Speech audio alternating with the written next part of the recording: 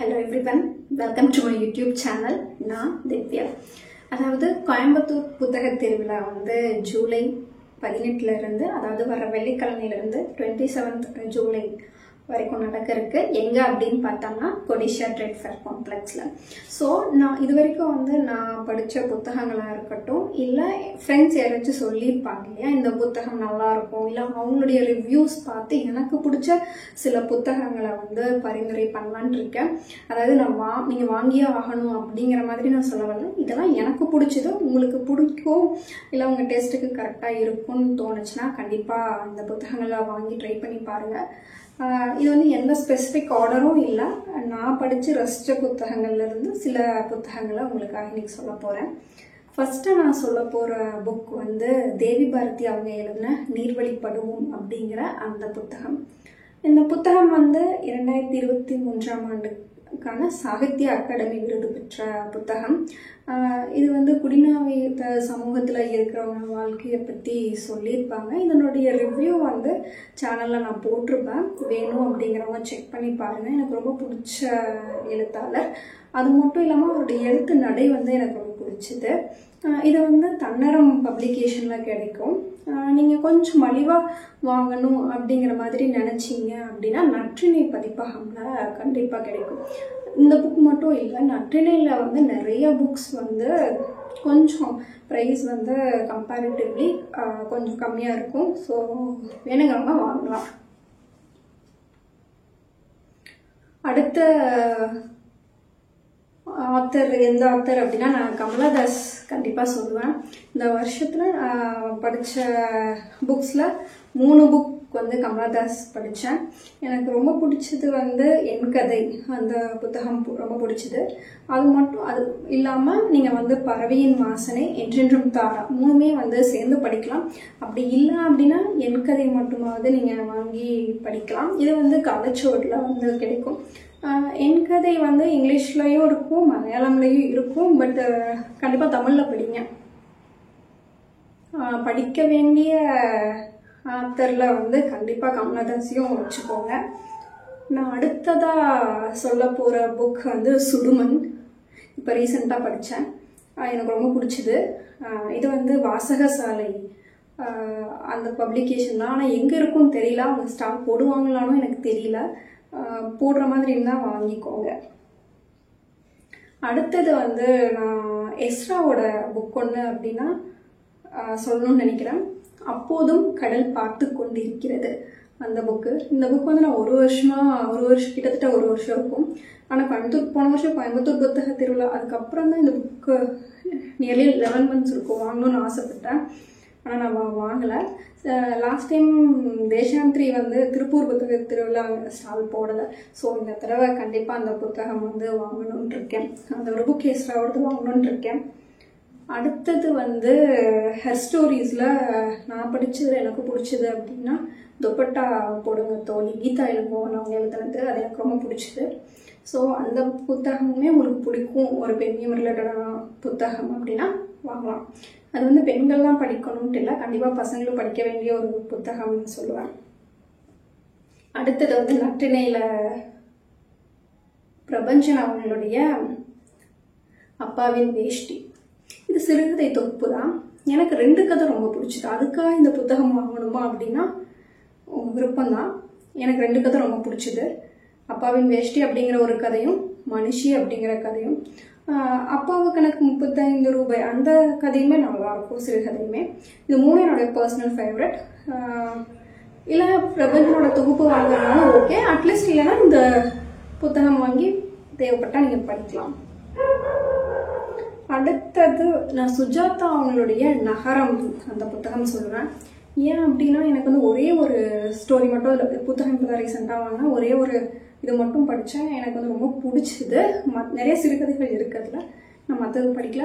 நகரம் வந்து ஒருத்தங்களோட ரிவ்யூ வந்து கேட்டேன், எனக்கு ரொம்ப பிடிச்சிது. அதனால் அந்த புத்தகம் வாங்கணும்னு வாங்கினேன். உயிர்மையில் கிடைக்கும், அந்த லாஸ்ட் டைம் உயிர்மையில் கிடைக்கல.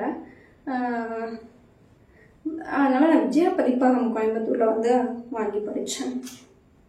அது அந்த ஒரு கதை மட்டும் படிச்சிருக்கேன், இன்னும் நிறைய கதைகள் இருக்குது. அந்த ஒரு கதை தான் அதை ஒரு டைட்டிலாக வச்சுருக்காங்க. கண்டிப்பாக படிக்க வேண்டிய அந்த ஒரு சிறுகதைன்னு நான் சொல்லுவேன். அடுத்தது நம்மளுடைய ஜெயமோகன் அவங்களுடைய அறம். இப்போ வந்து பர்த்டே ரீட் பண்ணிட்டு இருக்கோம் ஒரு 5 பேர் சேர்ந்து. கண்டிப்பாக அது டிசப்பாயிண்ட் பண்ணாதுன்னு நினைக்கிறேன். இப்போ தான் நாங்கள் போயிட்டுருக்கோம், ஒரு 3 நாளுக்கு தான் போயிருக்கோம். ஸோ கண்டிப்பாக அந்த புத்தகமுமே அட்லீஸ்ட் யானை டாக்டராக இருக்கட்டும், வனங்கானா இருக்கட்டும், இல்லை சோற்றுக்கணக்காக இருக்கட்டும், ஏதாவது 1 2 கூட வாங்கி நீங்கள் ட்ரை பண்ணலாம். அடுத்தது கலீல் கிப்ரான் அவங்களுடைய தீர்க்கதரிசி. நான் ரீசெண்டாக அது படித்தேன், எனக்கு ரொம்ப பிடிச்சது. பிகினராக இருக்கிறவங்க கண்டிப்பாக ட்ரை பண்ணாதீங்க. ஒரு 20-30 புக் படிச்சிங்க அப்படின்னா அதுக்கப்புறம் கண்டிப்பாக அந்த புத்தகம் வந்து படிக்கலாம். பிகினர் ஃப்ரெண்ட்லியாக இருக்காது, கொஞ்சம் சில வார்த்தைகள் வந்து கொஞ்சம் ட்விஸ்ட் பண்ணுற மாதிரி இருக்கும். அடுத்தது வந்து பெண்ணின் அடிமையானால் அப்படிங்கிற புத்தகம் வாங்குங்க. எங்கே விலை கம்மியாக இருக்கும் அப்படின்னு பார்த்தோம்னா நற்றிணையில் வந்து 20 ரூபீஸ்க்கு கிடைக்கும். முடிஞ்சால் அங்கே வாங்குங்க. அப்படி இல்லை அப்படின்னா எதிர்வெளியில் கிடைக்கும். நாங்கள் 100 ரூபீஸ் நினைக்கிறேன். உங்களுக்கு ஓகே அந்த இமேஜஸ் எல்லாம் எதுவும் இல்லாமல் வேணும்னா நீங்கள் நற்றிணையில் வாங்கலாம். நற்றிணையில் சிங்காரம் அவங்களுடைய 2 புக் சேர்ந்தே போன வருஷம் 100 ரூபீஸ் கொடுத்தாங்க. என்னுடைய கொல்லிக்கு அவங்களுக்கு வந்து நான் வாங்கிட்டு போய் கொடுத்தேன். ஆனால் நான் சரி அடுத்த வாரம் பார்த்துக்கலாம் எதுவும் அப்படின்னு நினச்சி விட்டுட்டேன். ஆனால் இந்த வருஷம் கிடைச்சா வாங்கிக்கலாம் அப்படின்ட்டு இருக்கேன். புயலிலே ஒரு தோணியும் கடலு கப்பல் 2ம் சேர்ந்து ஃப்ரண்ட் அண்ட் பேக்கு அது வந்து 100 கொடுத்தாங்க. வேணுங்கிறவங்க கோயம்புத்தூரில் இருக்கிறவங்க கண்டிப்பாக வேணும்னா அதை வாங்கிக்கோங்க. ஏன்னா 2 சேர்ந்து 100 ரூபீஸ்னால் ஓகே தான். எந்த ஸ்டால் செக் பண்ணுறீங்களோ இல்லையோ கண்டிப்பாக நற்றினை செக் பண்ணிக்கோங்க. நல்லா பெஸ்ட் ஆஃபர் கண்டிப்பாக கிடைக்கும். ஏன்னா மற்ற ஸ்டாலில் எல்லாமே வந்து அதாவது மற்ற பப்ளிகேஷன் ஏதாவது ஆஃபர் வந்து இப்போது வேர்ல்டு புக் டேவாக இருக்கட்டும், மதர்ஸ் டேவாக இருக்கட்டும் நிறைய ஆஃபர் போட்டாங்க. ஆனால் நற்றினை தேசாந்திரியிலலாம் நற்றினையில் போடலை. தேசாந்திரி 20% என்னமோ போட்டிருந்தாங்க. அப்படி 20% போட்டிருந்தாலுமே நம்ம வாங்கி அந்த ஷிப்பிங்க்கு இதுக்கெல்லாமே அந்த அமௌண்ட்டை வந்து கரெக்டாக போயிடும். அதுக்கு நீங்கள் வந்து அந்த மாதிரி 10% 15% போடுற ஸ்டாலில் வந்து தேசாந்திரியாக இருக்கட்டும், விஷ்ணுபுரமாக இருக்கட்டும், அப்போ அதெல்லாம் கூட நீங்கள் இப்போ வாங்கலாம். காலேஜோட அடிக்கடி ஆஃபர் இருக்கும். ஸோ அங்கே கூட நீங்கள் ஸ்கிப் பண்ணிக்கலாம், மெதுவாக வாங்கிக்கலாம். ஸ்டோரிஸ் அதெல்லாம் மெதுவாக வாங்கிக்கலாம். பட் நற்றினை கண்டிப்பாக இந்த டைம் ட்ரை பண்ணுங்கள். அடுத்தது வந்து காலச்சுவடு பப்ளிகேஷனில் ஒரு மனிதன் ஒரு வீடு ஒரு உலகம். இந்த புத்தகம் வந்து எல்லாமே படிக்கலாம். நிறைய பேர் படிச்சிருப்பீங்க. பட் இது வரைக்கும் நான் படிக்கல அப்படின்னா கண்டிப்பாக இந்த புத்தகம் வந்து மிஸ் பண்ணிடாதீங்க, வாங்கிக்கோங்க.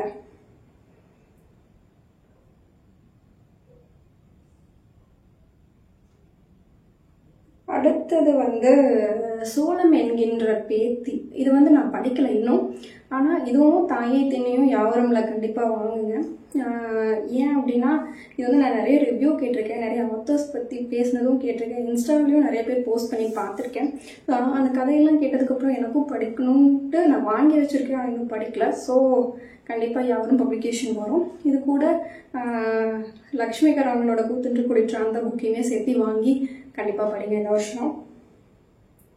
அடுத்ததாக வந்து என்னுடைய ஃபேவரட் வாழ்வின் அர்த்தம் மனிதனின் தேடல்.